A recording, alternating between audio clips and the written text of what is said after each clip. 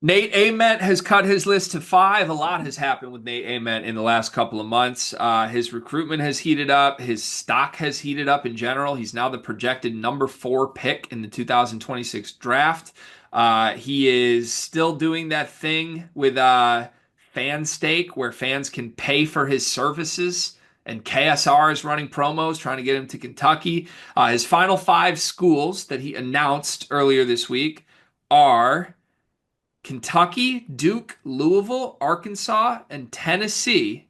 And reportedly, he is supposed to announce his commitment in April, on April 1st. I don't know if that's the latest update or not. I believe it is. So we've got a final five and we've got a commitment date in over a month, almost a month away now. What do you read these latest updates? It certainly feels like there's been buzz to Kentucky lately, but I don't know how much of that is just Kentucky fans prioritizing him. Yeah, I think with Caleb Wilson not going to Kentucky, right? And that felt like a player for months that was locked into going to Kentucky. I think that's where a lot of the Nate Ament hope comes from. You know, Kentucky has a bag because they missed out on Caleb, so they're able to kind of shift those NIL dollars towards Nate. Um, so I think a lot of the rumors come from that one. To me, this should be a one team race. Cal has to get this one done, in my opinion. Like this is the prototypical Calipari player. You know he's a one and done, and by a one and done, I mean like he gets to campus the week of the first game. He leaves campus as soon as they go to March and lose. Like that's the type of one and done Nate Ament is. He's not a one and done that's going to enjoy campus. He's a one and done that barely shows up, plays the game, and leaves. That's a Calipari guy. Those are the players Cal gets the most out of. Those are the players that like work with him and typically don't work in other systems. So I feel like it's a Calipari fit. They have needs going into next year, I would say too. It's for the best of both parties if he goes to Arkansas, in my opinion.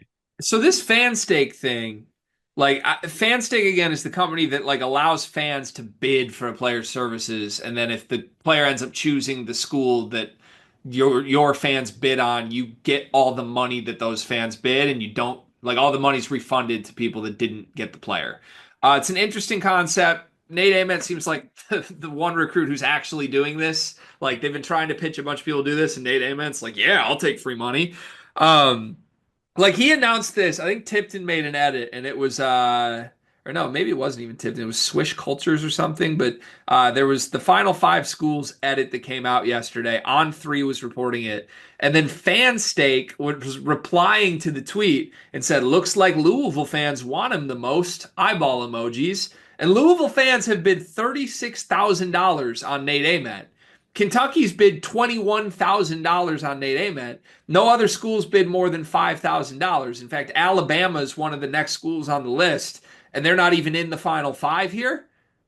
Poor Arkansas hasn't even bid anything yet. I don't even see Arkansas with any money on this kid. I don't think Arkansas fans have any money left to spend, given how the Tyson Chicken Man had to get Calipari to Fayetteville. So, first off, do you think the money is actually going to factor into this decision? Like, does the fact that right now he could commit to Louisville and get $36,000 compared to Kentucky 21,000 or 5,000 from somewhere else, is that going to factor into this? I for his sake, as well as these universities' sake, hope it does not. Like I really hope it doesn't play a role at all. My assumption would be he's being offered seven-figure deals to where $50,000. Yes, that's nice. You never want to turn down any money, but like if Calipari is like, hey, my fans don't have 50 grand.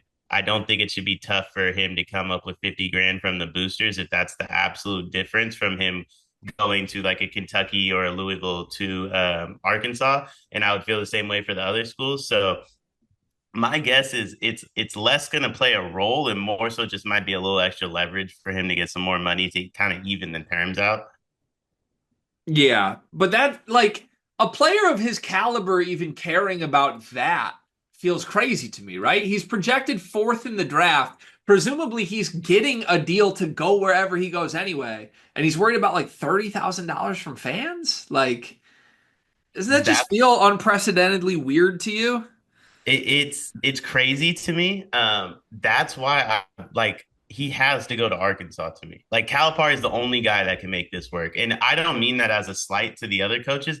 I don't think some of those other schools should want him. I think I don't think he's the type of one and done you don't really want. He's the one and done that, like, in my opinion, probably will have a phenomenal NBA career. I think he's super talented, but like you probably don't hear too much about him in college. Like he probably plays for, you know, given the list, he's gonna be on a really good team, but I could also see him going to like he's the type of guy that could go to like Georgia because they offered him the most money. We don't really hear about him. He gets drafted top three type of thing. Yeah, Uh, true. True. and I think that like for me, those type of players only work with Cal because Cal is very well aware of like, hey, they don't necessarily like want to be here. I'm not going to force them to want to be here. I'm going to work around what their feelings are. Yeah, true. That makes sense. So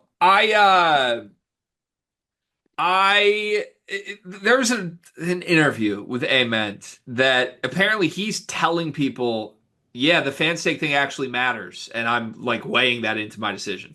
Now, obviously, if you're even willing to like go public that you're partnering with fan stake on this, you're gonna say that. But I don't know. It just he feels like he actually is factoring that in. Of this list of final five, I would be pretty stunned if he ended up at Tennessee. I honestly would be somewhat surprised if he ended up at Arkansas. I've heard a lot of buzz to Duke. I've heard a lot of buzz to Kentucky. And I think given that Louisville leads the fan stake thing and Louisville sources seem to feel like there's a legitimate shot there, to me, it feels like one of those three. Of those three, to me, Kentucky, clear fit. You could start at the four in the Caleb Wilson spot that we thought was going to Caleb Wilson with a studded freshman class and a really fun offensive system. Arkansas, clear, or not, excuse me, not Arkansas. Louisville, clear fit. Michael Brown and you, duo, freshman studs in a really fun Pat Kelsey offense.